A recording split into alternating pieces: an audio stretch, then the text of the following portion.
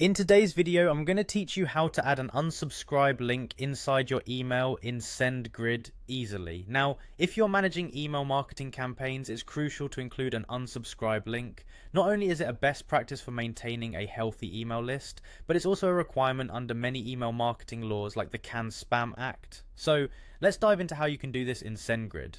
First things first, we'll need to access Sendgrid. Head over to Sendgrid's website, which is sendgrid.com. This is where you can manage your email API as well as marketing campaigns. Once there, locate the sign in button, usually at the top right corner. Click on it to gain access to your account. If you haven't created an account yet, you'll need to do that first, but I'll assume for now that you've already taken care of this step. After signing in, you'll land on the Sendgrid dashboard. This is your home base where you can track the performance of your email campaigns, manage your email lists, and much more.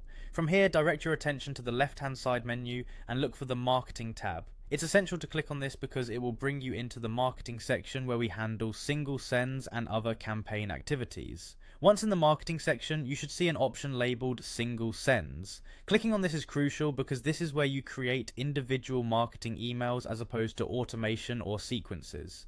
Now, once you've entered the single sends page, you'll notice a button that allows you to create a new email, aptly named Create a Single Send. Click on that. You'll be prompted to either select a pre-existing design or create a new one. For the purposes of this tutorial, we'll focus on creating a new design, so go ahead and click on Select. This will lead you to a page that displays various templates and options for crafting your email content. To ensure more control over what you're sending, it's advisable to opt for the code editor. This tool lets you see and edit the raw HTML of your email. Selecting the code editor will provide you with a blank canvas to insert your email's content. When you have your email set up, don't forget to add a line for your unsubscribe link, which typically looks something like this: unsubscribe.